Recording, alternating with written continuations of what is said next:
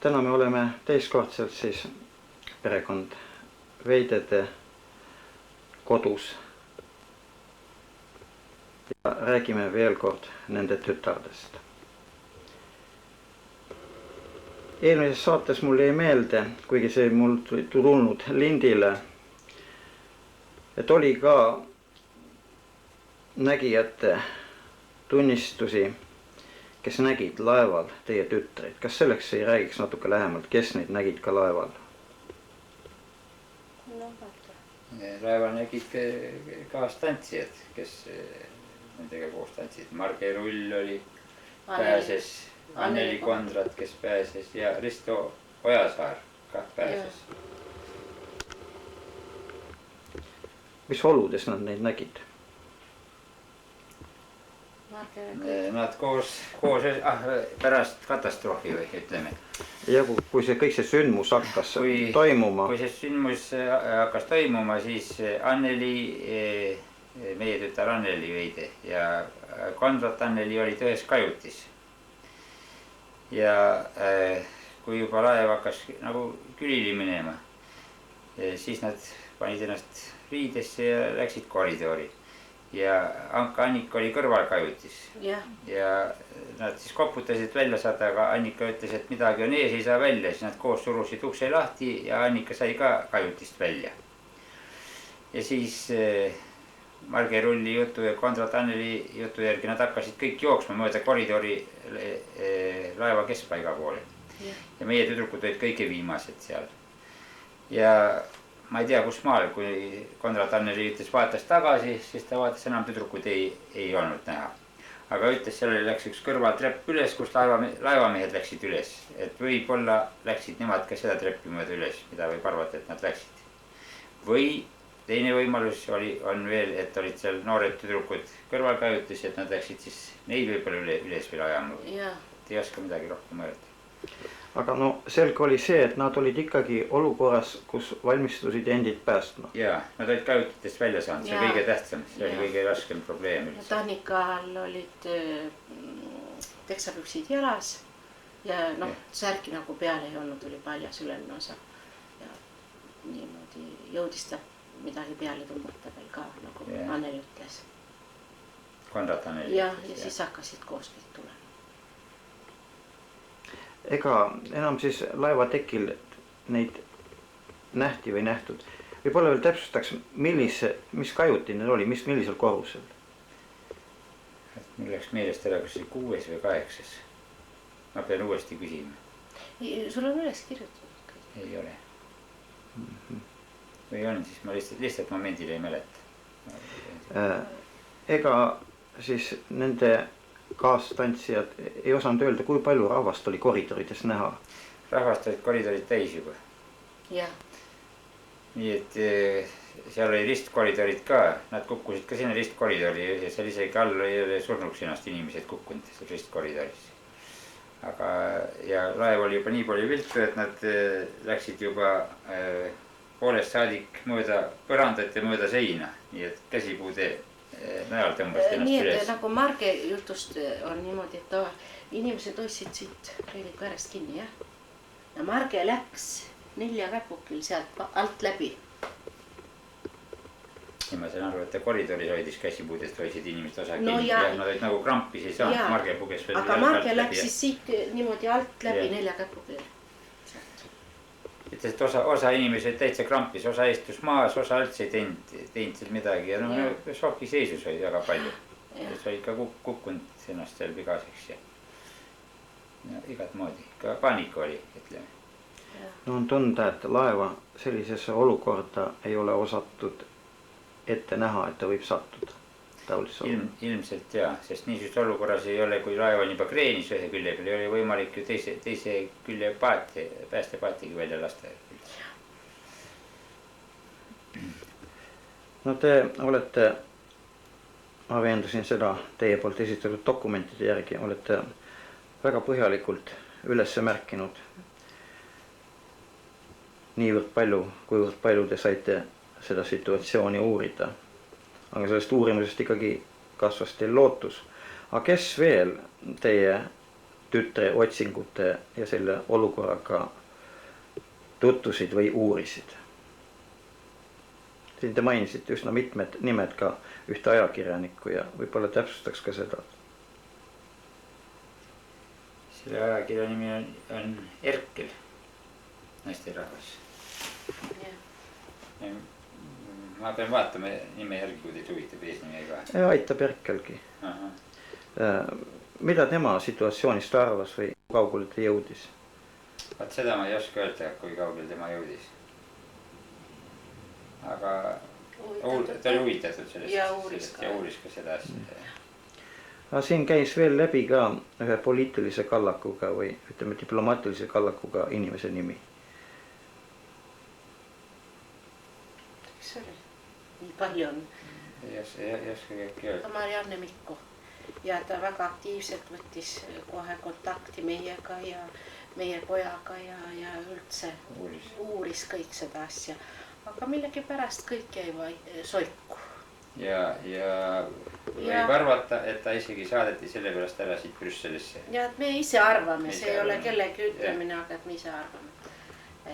Ja pärast seda ta ei taha enam sel teemal üldse rääkida. Et me oleme proovinud taga ühendust võtta, ta üldse ei taha meiega ühendust võtta. Sel teemal ei taha üldse rääkida. Ilmselt meie arvame, et ta on ära hirmutatud. Jah, midagi on teisiti. Puht inimlikust uudishimust ta ise, ta ei ole üldse huvitatud sellest. Teil oli isiklik arvamus oli selles küsimuses? Jah, see on isiklik arvamus. Võib-olla ei kordaks seda, kuna mul kaamera oli momendiks väljas. No väga huvitatud oli sellest Estonia laevaupust ja võttis kohe ühendust Marianne Mikko. Ja seda me rääkisime, aga teie isiklik arvamus oli, et... Isiklik arvamus on, et lihtsalt ta ei julge vist enam sellega tegutseda. Et kas ei ole teda äkki ära hirmutatud või ähvardatud või midagi? Või jõudis ta ka... Meie arvame äkki jõudis liiga lähedale. Liiga kaugele, sest tal olid päris head andmed. Ta oli ikkagi ajakirjanik ja neil on väga suured sidemed ja tutvused ja võimalused ja meie isiklik arvamine on küll niimoodi. Et võib olla, et asi kippus minema väga tõsiseks. Aga ka teie pojal on olnud omaette tähelepanekuid nendest uurimisperioodidest. Jah, kus ta on helistanud, tal on mitmed poolt vastatud, et õnnitleme, et teie õed on elus. Ja ei oska rohkem midagi öelda. Kriisikeskusest vastati talle kõigepealt. Ja vist isegi Rootsi politseist. Mul oli üles kirjutatud ja ma vist parem teil juba rääkisin. Ja siis samuti ta uuris seda kapten, mis ta oli, Pihti filmi asja. Et oli võetud nagu Saksa televisioonist peale, kus kapten Piht on pääsenud. Ja jõudis sinna välja, et see on isegi olemas ja on Ameerika Ühendriikides, Atlanta linnas on mingisugune keskarhiiv, kus hoitakse niisuguseid videofilme ja kõiki asju. Aga ma ei oskagi isegi teile öelda, millega see asi lõppes. Et ta sinna ei jõudnud otsaga välja. Ei, 2 nädala pärast lubati, alul lubati kohe, siis öeldi, et ei saa ja 2 nädala pärast siis jälle lubati. Millal see orienteeruvalt oli? Ikka samal aastal, 94. aastal. Aga nüüd te olete ka ise näinud mõningaid kaadreid. Pole sellest ka lähemalt natuke rääkis. Üsna värskelt, ma usun midagi. Et mis muljet see meil avaldab või mis järelduse me teeme või mida teeme? Olid ühed öösel lintide ülevaatamised. Mida te seal tähele panite? Või mida teile üldse näidati? Meie arust nägin seal seda Aku Toomingat selle filmi peal. Ja nägin, et oli sööklas, elus ja terve. Sõi seal veel sööklas. Kas te täpsustaks ka nüüd ütleme arhiivi mõttes, et kes oli Aku Toomingas? Aku Toomingas oli Hiidina oli laevas. Hiid, aga see... Ei, praegu ta oli mingisugune kas toitlustuse, varustuse mingisugune õppis midagi välja, aga tõeliselt ta töötas siin maal giidina ja valdas 6 keelt. Nii et isegi mingisugune imelik elukutse oli ta seal ja milleks ta seal üldse oli. Ei, no ta müüjana nüüd oli. No jah, ta oli müüjaõpilane isegi. Müüjaõpilane oli, jah. Ja mis saatus oli temaga temal oli täpselt samamoodi pääsenud, okei oli taga OK ja kadus ka samuti ära, nagu meie tütredki kadusid ära. Ja millal seda siis nähti, et ta nõuksi kaadreid? Mina teda isiklikult ei tunne, aga nagu ma nägin ajalehest tema pilti ja siis, kui ma neid video neid nägin, see oli kuskil vist detsembrikuus. Jah, vaatasin, siis oli täpselt sama nägu. Nüüd teatud raskused on mõninga info, teie poolt antud infole jälile saamisega seal, kus me peaksime jälile saama. Ilmselt need raskused on ka mõistetavad. Kas te natukene täpsustaks veel seda müstilist haiglat? Haiglas oli niimoodi, et kas ma nimetan nime ka või? Ja ma paluksin ikka kõik, sest see läheb ikka nii. Haiglast andis infot Eva Lorenz, kes oli informatsiooni lauas valve administraator siis, et meie tütred on pääsenud. Ja kui ma läksin Rootsi ja jõudsin Huudingi haiglasse, siis... Kõigepealt küsiti, et kus te teate, enne me helistasime ette, et me tuleme sinna, abikaasa läheb. Ja siis, kus te seda teada saate, et teie lapsed on haiglas ja abikaasa ütles, et politseis saime teada. No ja küll, kui politseist, eks tulge sõitke siis siia. Te mainisite nagu Rootsi politseist? Jah.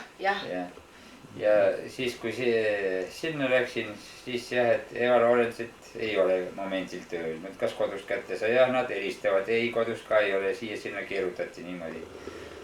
No jah, ja ma ütlesin, et no kas teist kontrollida ei saa, et kas teie haiglas on sees on. No läks hulk aega mööda ja siis tuli üks daam sinna ja kutsus mind eraldi kõrvale, see oli haiglas öökla. Pani sinna istuma veel ja siis ütles niimoodi, et avaldan teile kaastunnet, et teie tütred on hukkunud. Noh, avaldas seal mul kaastunnet ja eks mul tuli ka pisar silma ja kõik. Ja jumal tänatud, et ma ei küsinud, et kust te teate, et nad just hukkunud on kindla peale kohe niimoodi. Jah. Sest siis olid veel need laibad kindlaks tegemata ja välja andmata. Ja olid ju ka OK-dega Vahtras ja Meos ja need intensiivselt neid otsiti ja käisid seal isegi koha peal ja nemad said nad laipadena lõpuks kätte. Ja ma ise mõtlen, et oleks ma ka seda küsinud, et midagi seal kindlad võib oleks ka äkki saanud laipadena nad kätte. Aga tagantjärgi niimoodi mõtlen, aga mul õnneks oli nagu peast lõi ära selle küsida, kus te kindlasti teate, et just tead on hukkunud. See on küllaltki loogiline järeldus. Aga nüüd veel kordame üle, veel kontrollimise mõttes, et ehk õnnestub ikkagi midagi. Oli teil ju ka info või informatsioon seal haiglas olevatest isikutest ja keda on külastatud ja ka isikutest, kes on nüüd siis Eestist lahkunud või Eestisse tulnud, kes olid ka nagu teatud nimekirjades. No ei olnudki, seda meest ei olnud üldse nimekirjas, et ta oli elus, ka ei olnud. See oli üks kummaline juhus üldse.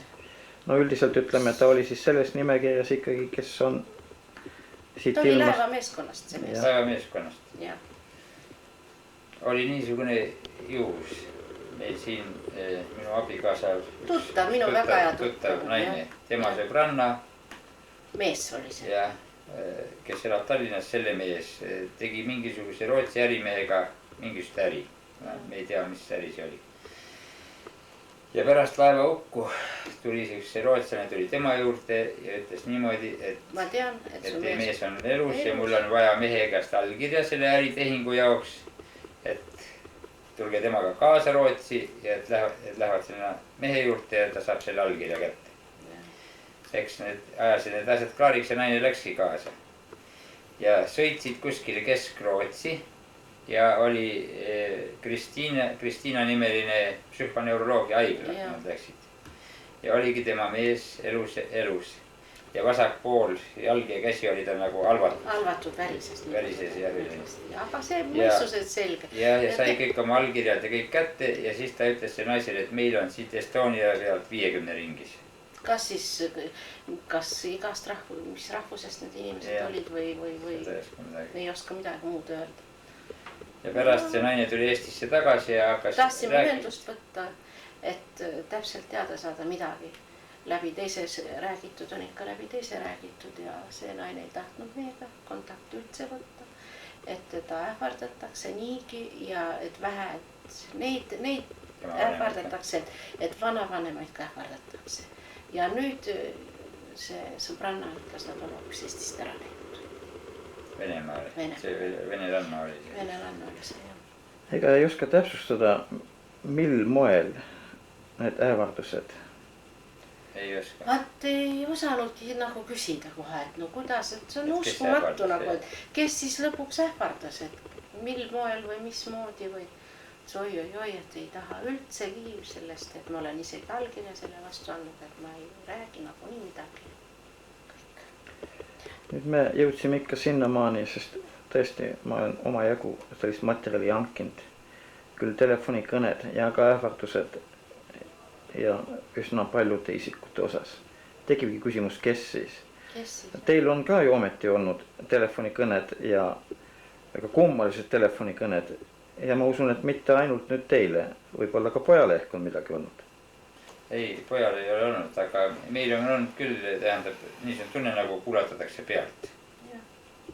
Ja kui me, ütleme täpselt ära, organiseerisime niimoodi, et saime aparaadi panna telefonil taha, mis registreerib numbreid, siis kadusid need asjad kõik ära. Kuidas te tulite järeldusel, teid pealt kuulatakse, millised ilmingud telefonis olid? No see on... Kohe saab aru, käib lõks ja kohe saab aru, et on midagi pealt. Teistmoodi kohe. Kas kuuldavus ka langes? Kui klõps käis, no võt just võib-olla see õige sõna, et kas kuuldavus muutus ähmaseks? Jah, just nagu ähmane tumm. Aga kas vahel niisuguse asju ei olnud? No teistel on seda esinenud, et keegi hingab torusse. Te teate, et inimene toru otsadega vaikib ja mitte midagi ei räägi. Kas ta oli seda asja olnud? On küll olnud, jah. Peale õnnetust oli väga palju seda. Aga nüüd viimased 1. septembril oli siis... Mis aastal see? 20. Sel aastal. Aga see oli tüdruk ise nagu, mina Anneli tütar nagu helistas. Ja 28. oktoobril ka 2 korda. Aga peale seda nüüd ei ole jälle olnud üldse. Kas te tundsite ka... Häälest. Ja häälest tundsin ära ja õhtul 12:30 mõtlesin, et ma ei tea. Et juhul, kui see oli siis nüüd keegi võõras, siis pidi otsima ka taolise hääle välja. Ei, no seda häält ikka ei saa järgi teha, see on ikka täiesti tütre hääl oli see. Ma just seda pidasin silmas, et siis peavad otsima ka sellise hääl. Jah, taolise asju on ka teistega esinenud. Jälle tekib kohe küsimus, kes siis ja miks? Ja miks just, jah. Jah, meie vastumis. Ei vast ei tunneks nagu huvi, et helistaks keegi või huligaanitseks, seal ei ole nagu mõtet. Nüüd kellel oleks veel olema infot teie tütarde kohta? Ma mõtlen, et Risto Ojasaarega oleks teil vaja vestelda. Jah, et seal. Mida tema võiks rääkida? Tema võiks rääkida kõik, mis seal ennem toimus ja mis pärast seal toimus, nii palju kui teadis. Ja ta ju vist ei heitnud isegi magama, ta oli Alenderiga ühes lauas veel. Õhtul ja puhastasid vaiba seal ära tolmuimega ja aasid juttu Urmas Alenderiga. Ja tema pääses niimoodi, et teda üldse ei olnud nimekirjas, selles mõttes pääsenute nimekirjas. Tema oli juba kodus, kui Risto Ojasaar nime avaldati. Võib-olla see ongi kõige kindlam variant. Võib-olla nii ta oli. Mees on elus ja terve. Aga teil on olnud kontaktid ikka mitmete inimestega, kes on samamoodi kadunud, pääsnud, kadunud, nagu teie tütredki. Millised kontaktid olid teil Leigeri abikaasaga? Leigeriga oli niimoodi, et meie kombinaalis sekretäri sõbranna. Jah, tuttava. Leigeri naine. Ja ta kuulis, et jälle ma lähen Rootsi tütred otsima, siis ta tuli lennujaama ja tõi siis oma mehe kohta andmed. Tähendab foto, kõik seal eluloolised andmed ja siis võtsin selle kaasa, kui käisin nüüd mööda haiglat, siis ma samuti küsisin Leigeri kohta. Kas keegi midagi teab niisuguse mehe kohta. Ja vastused ka kõik eitavad. Sest Leigeri oli ka OK taga, tema oli Estonia vanem mehaanik. Ja kadus sama salapäraselt ära.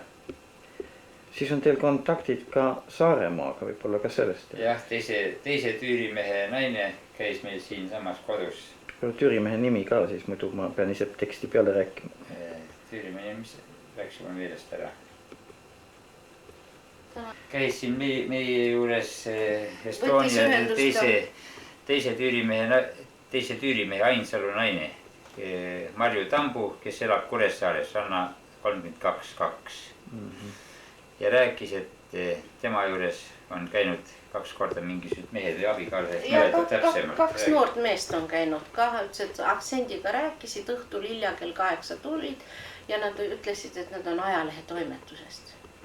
Ta nagu ei märganud küsida. Mainisid ka, mis ajalehe toimetus? Ei, ta ei märganud küsida ja nemad ka ei öelnud. Ja oli 2 kummalisi küsimusi tema mehe kohta küsinud. Aga ütles, et see oli asju, mida meie mehega ainult kahekesi teadsime. Nii ta ütles. See oli kui palju peale hukku umbes? Millal ta siia tuli? Orienteeruvalt. Möödunud aastal käis. Möödunud aastal. Kevadel vist või? No see oli siis ikkagi sel perioodil, kui Estonia oli hukkunud ja kõik need inimesed... Ja. Kevadel või suvel. Siis assu niimoodi. Ta võttis matki seljast ära, ikka niisugune kevadine aeg oli. Ja ma pidasin seda silmas, et millal need noormehed käisid või need mehed, aktsendid. Pärast kohe. 2 nädalat pärast seda. Ja seda ma pidasin just silmas. 2 nädalat pärast Estonia laeval. Tegelikult ka käidi ikka niisuguste inimeste juures kodudes ja mitte ainult Ainsalu juures, kes olid olulised ohvitserid. Jah, ilmselt. Jah, kui hakata niimoodi. Ja Kairi Leigerile tähendab poolis... Sõda ei juhi. Ja sobib küll rääkida, ega see on meie lint. Igatahes üks õpetaja ütles tema lastele, et ema jätku järgi otsimine ja jauramine isa koha pealt, kui tahab, et isa elu jääks. See on muidugi kummaline, mis seost on õpetajal sellega.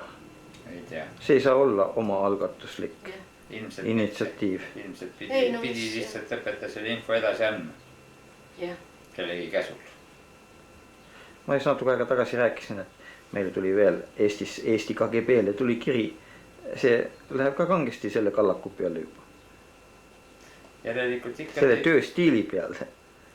Ikka on see riikide vaheline värk ikka nii kõrgel tasemel, kogu see katastroof ja kõik need sündmused, mis on seoses.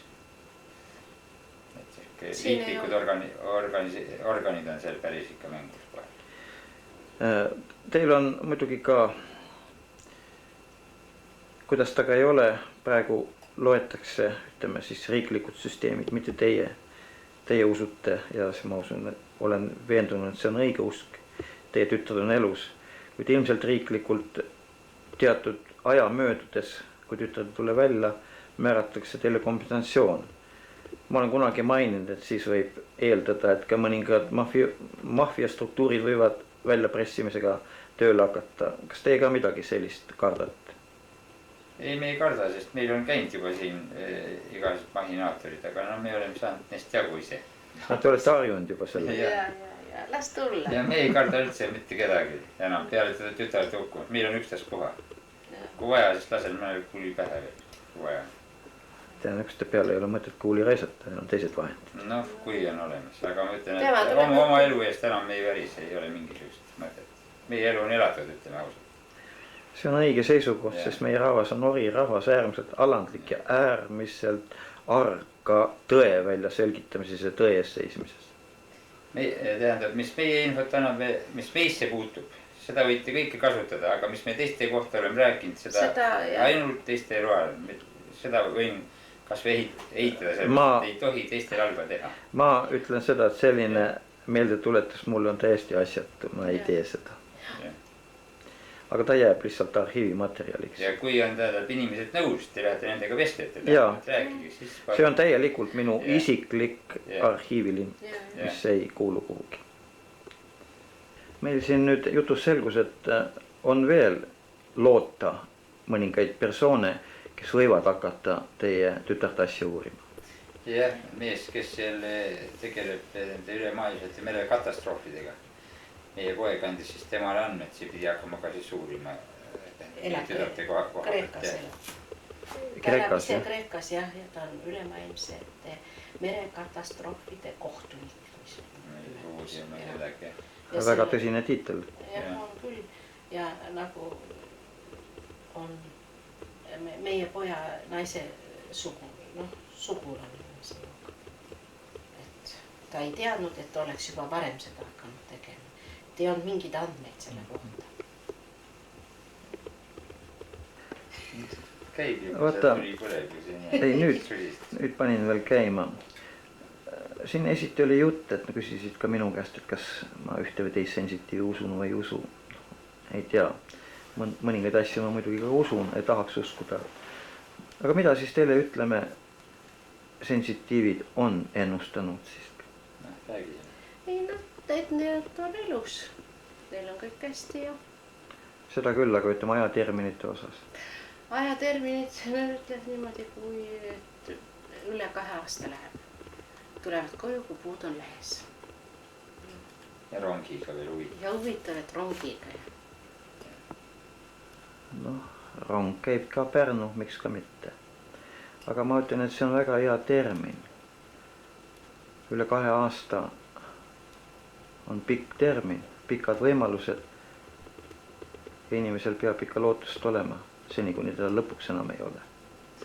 Kusjuures Läti sensitiiv, kes elab küla koha peal, vanem inimene.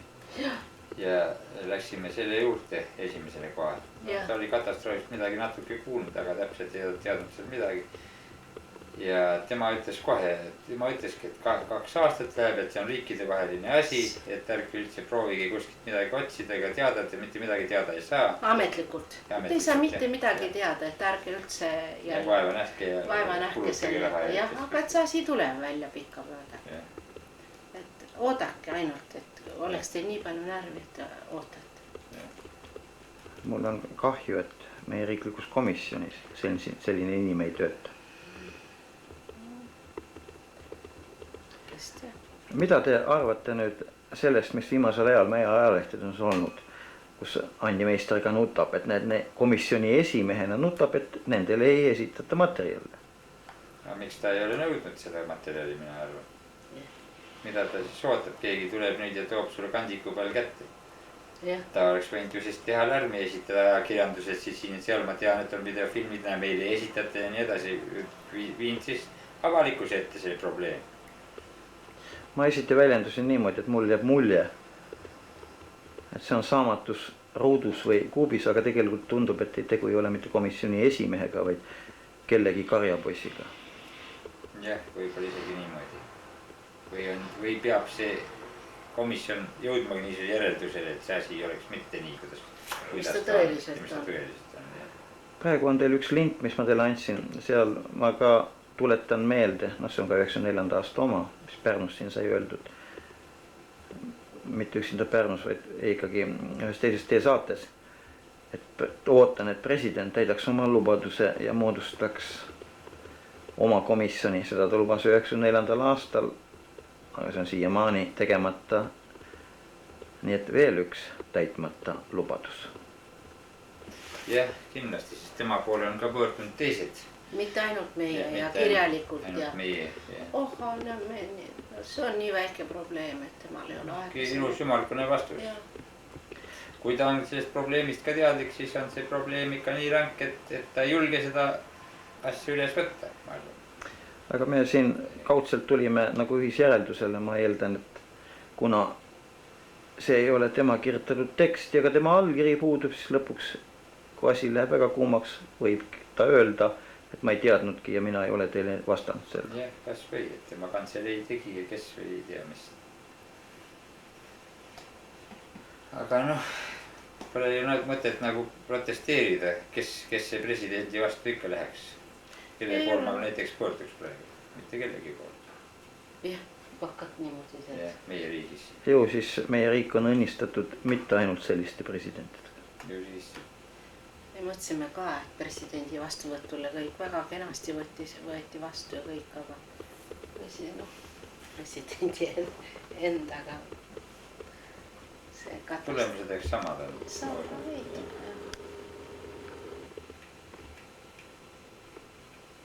Jääb ainult üle oodata. Jääb üle oodata ja seda me teeme. Kui aeg annab lahenduse, siis annab. Paistab, et see on eestlaste saatus, et me peame pidevalt ootama ja lootma. Kas ühte, teist või kolmandat? Ei tea, ma küsimust jätsin. No nüüd lihtsalt infoks siin veel nagu ühte ja teist väikseid klippe isikliku arhiivi. No vot jälle see Aluksne sensitiiv, kelle juures meie käisime. Tema juures ka käis paralleelselt üks lätlanna, kelle tütar jäi laeva. Ja tema ennustas talle ka, et tütar on elus. Ja nüüd, kui me läksime uuesti tema juurde poole aasta pärast, ütles, et tema tütar 4. aprillil tuli koju 96. aastal, sel kevadel. Aga ajakirjandused kusagil sellest mingisugust juhtu ei ole ega mitte midagi. Kuidas ta nimekirjadega oli? Nimekirjas teda üldse ei olnud. No tähendab, ma mõtlen just OK pääsenute nimekirjast. Nii, ta oli kindlalt hukkunud. Kindlalt oli hukkunud, jah. Aga sensitiiv ütles, et ta on elus ja tuleb koju ja nüüd ütles, et lätlased olid tulnud koju. Nii et siit ka järeldus sensitiivide osas. Ja ma jäin nagu nüüd jälle, kas tõesti on... Üks eestlanna ka. Ja üks eestlanna on ka Tallinnas, aga tema ei anna mingit infot ega ei räägi, ainult nii palju on teada, et... Millal tema umbes võis tulla siis? Tema tuli eelmise aasta detsembris. Nii et tema ei olnud ka kusagil nimekirjades kui ainult hukkunud? Hukkunud jah, aga tema jälle ei anna mingit informatsiooni. Nii palju oli läbi sõbranna öelnud, et päästepaat kadus ära laevast. Kas nüüd? See tähendab. Oota, ma helistasin Merle emale. Merle ema teab täpselt, kuule.